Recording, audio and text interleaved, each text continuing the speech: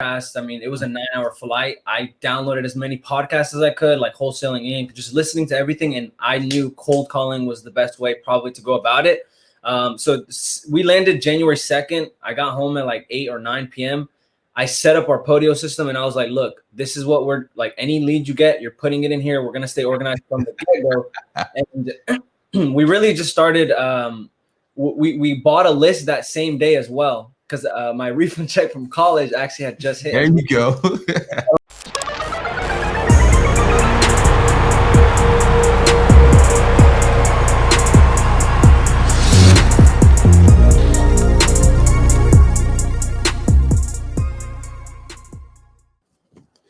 Hey, what's up, guys? Welcome to another One Deal Away show. I'm your host, Maxwell, and this show is to inspire you by having people come on and talk about their absolute first deal. And today's guest, well, guests, plural, 3 of them is Donis Ventures. And I want you guys to introduce yourself one by one.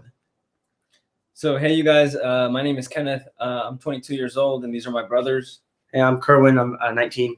Jeffrey. I'm 19 as well. Awesome. So I actually have met you guys in person. Yeah. You're right here in the great state of North Carolina. So I don't think I know about your first deal.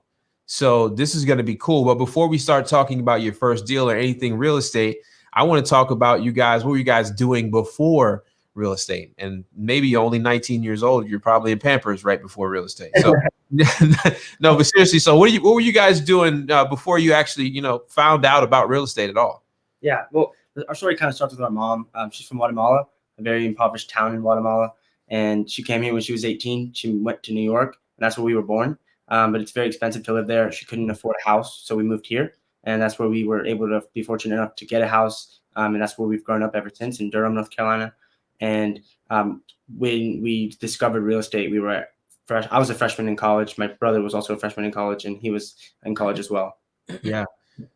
I was sitting on my bed in my apartment in college. And I mean, everyone always has that kind of feeling inside that they want to do more. And I was actually watching The Breakfast Club, and Mark Whitten came on and started talking about wholesaling real estate, how you can make money, a lot of money, and help people as well with zero money out of pocket and no credit. And it just intrigued me. And I just started doing a lot of research on it. And I told them, I was like, this is something we can do. We can change our lives, our families' lives forever. And yeah, that's pretty much what sparked our interest in real estate. So all of you guys at the time are college students. You're sitting in your apartment or your dorm room. You're scrolling through YouTube, and like, let me say, a Saturday morning, you're up early and you're watching Breakfast Club. Mark Whitten pops on. He starts talking about how you can get into real estate, and your mind just starts exploring. And you call your 2 brothers, and you're like, "Yo, I think I found something." Exactly. Yeah. That's exactly what happened, actually. So when you call them, when he calls you guys, are you like, yeah, whatever? Or are you guys like, nah, I should listen to him. I think he knows what he's talking about. Yeah, I mean, honestly, like we went to Guatemala for the first time in December, and he had told us about wholesaling before we went.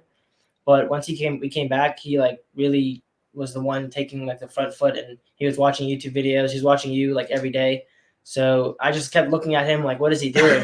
And eventually, like, he just kept sending me videos. So we just started watching them, and then we just took action. Like January 2nd, we just started calling, and after that, we just got like 5 months later, we eventually got our first deal.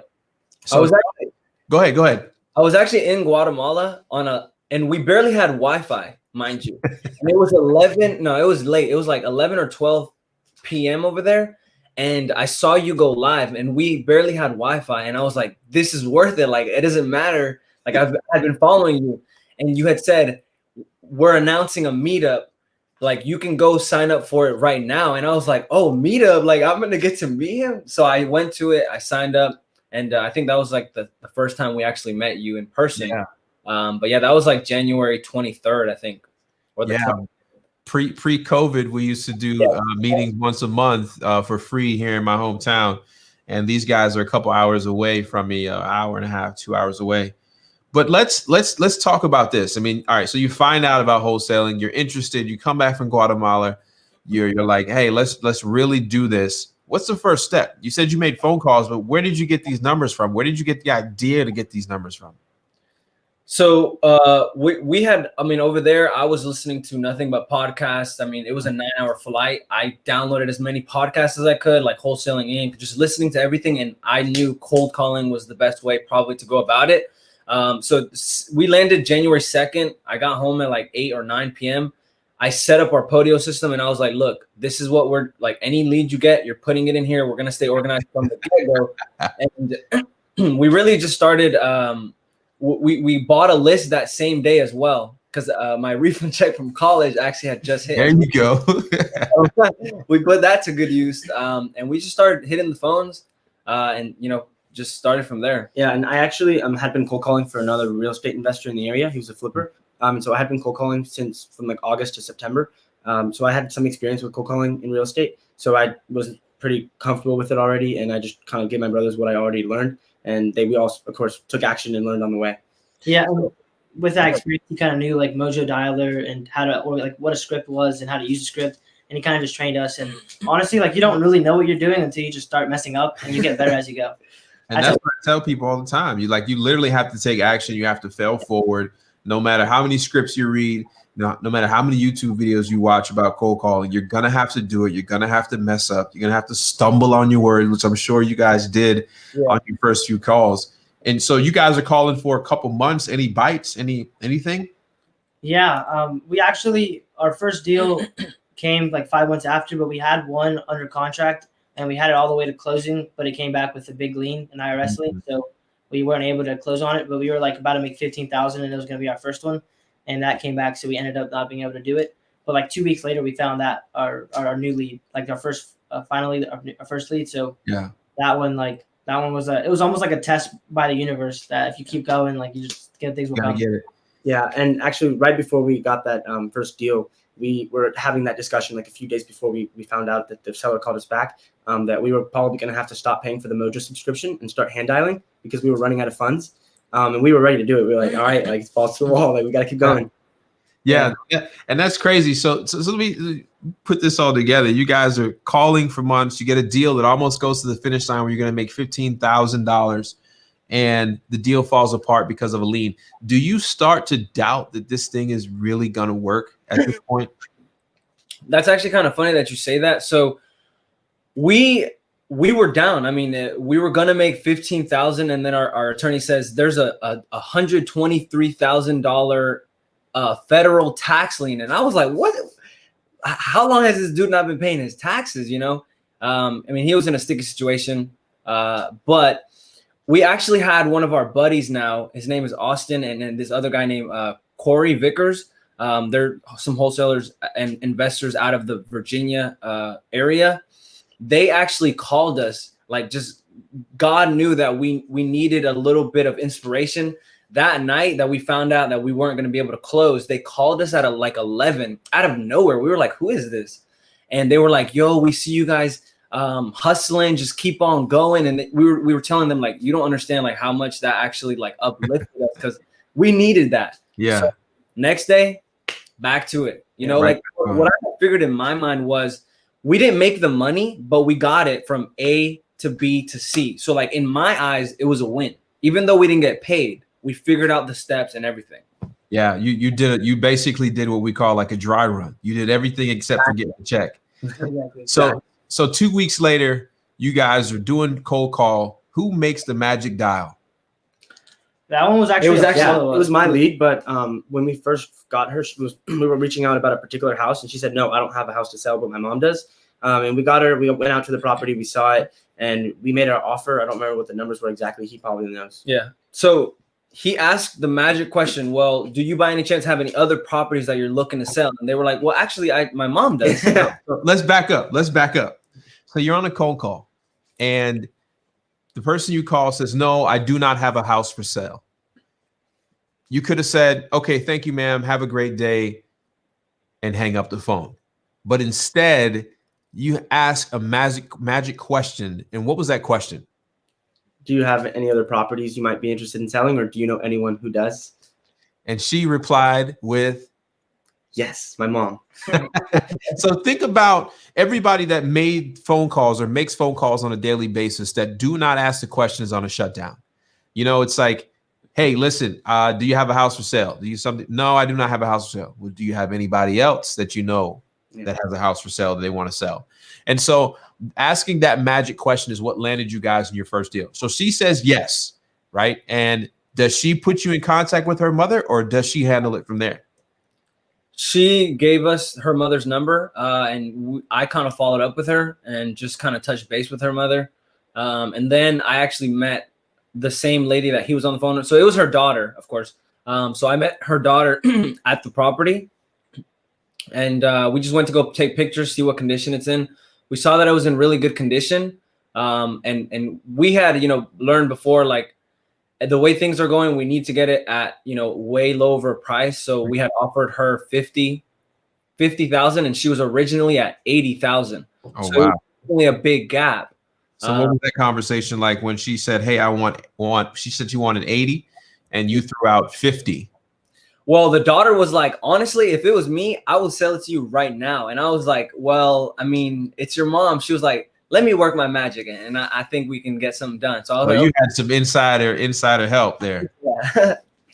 Okay, I like that. So you use the tactic of saying, hey, daughter, 50 grand sounds good. She agrees, and she says, mom, you probably should take this. From the time you throw out that $50,000 offer, and daughter runs back to mom and starts to talk to her about the offer, how long before you get an accepted deal? Well, I think it was like a good 2 to 3 weeks, because see, this lead, we thought we had to get it. We thought we could find a buyer for it at like 65. So we were like, we can't go above 60. And then she was like at 80, and then she went down to 75, and we were like, it's still a little too high for us. Like, we can't.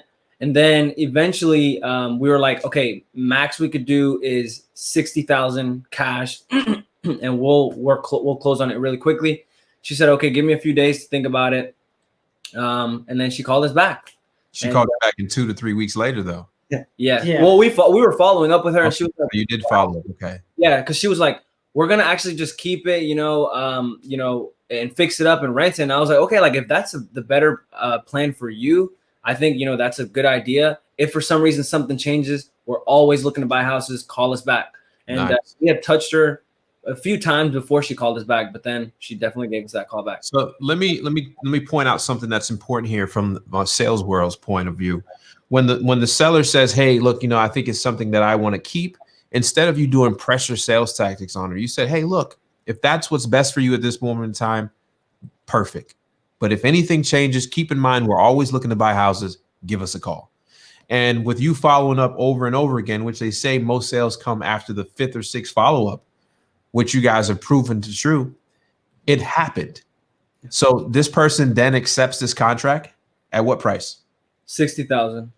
At 60,000. Were you shaking in your boots that you were not going to be able to find a seller for a buyer for this?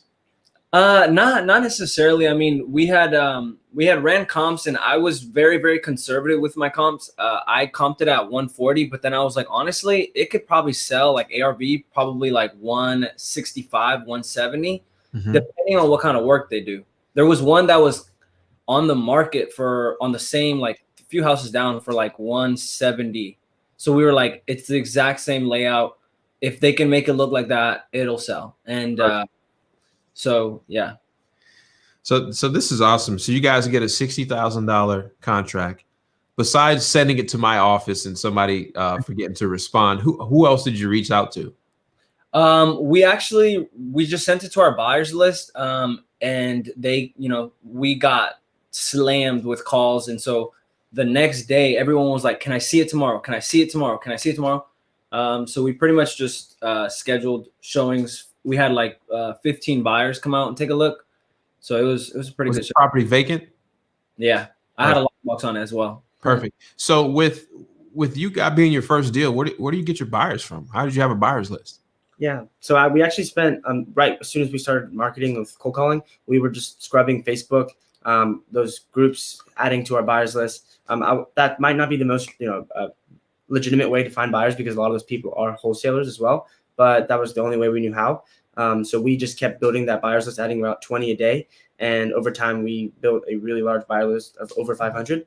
And that's the people that we sent it out to. Yeah, and another thing we did once we found all those emails, we mass emailed every single person asking what their criteria was, and most of the people that responded like kind of gave us some type of idea as to where they want to buy and like what their characteristics are.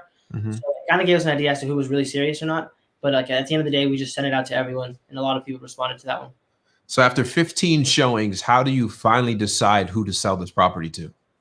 So that's the funny part. So we actually had sent it out at 70,000. So we were like, okay, we'll make a $10,000 spread. I mean, that's our first run. That's a good deal for us. Like we had people starting to tell us, we'll take it like sight unseen, 70,000. Like we'll lock it up right now. We were like, okay, like there's got to be a reason for this. Like it's got to be a good deal. So we were like, let's just go with the showings. We decided we had 2 days of showings. After the second day at 5 p.m., we just said everyone just send in their highest and best offer, and we'll go with the highest and best. And that highest and best turned out to be what? So that's a funny story as well. So at 5 p.m., we had received 93,187 was our highest. And we have a good, he's like a good buyer of ours now, but he actually, we had just told the lady, hey, you know, okay, you're the winning, we'll go ahead and send you the assignment of contract agreement. But then we had a buyer actually bid $101,000 cash, and he said we can close in 4 days. And we not unfortunately, but we decided as a team that we wanted to keep our word and just be loyal. We did say 5 p.m. you have to turn it in, and he turned it in at 6. So, you know, we turned down an $8,000 additional spread onto what we could have. Which, I mean, looking back, I mean, it was smart because I feel like we kept our word. It was ethical. Yeah, Exactly. It was ethical. Yeah. Yeah, But you did exactly what you're supposed to do. I've done that plenty of times where the cutoff time where I accepted an offer a little bit too early. And you know, boom, here it is. But you did the ethical thing. You whoever submitted on time, they did the highest and best, you won. So you went on and accepted that offer? Yeah. Yep. And then you guys closed on it. So let me see here. I'm looking at the HUD right now. And you guys made $33,187 on your first deal. Now, what was that like when you had the check? Did you guys get a wire or did you actually get a check?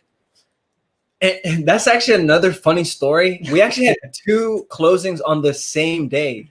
So we had another contract locked up in Goldsboro. We made $1,000 on that one, but we had somebody bring us a buyer, so we split it with them. We made $500. So we actually had 2 checks to pick up.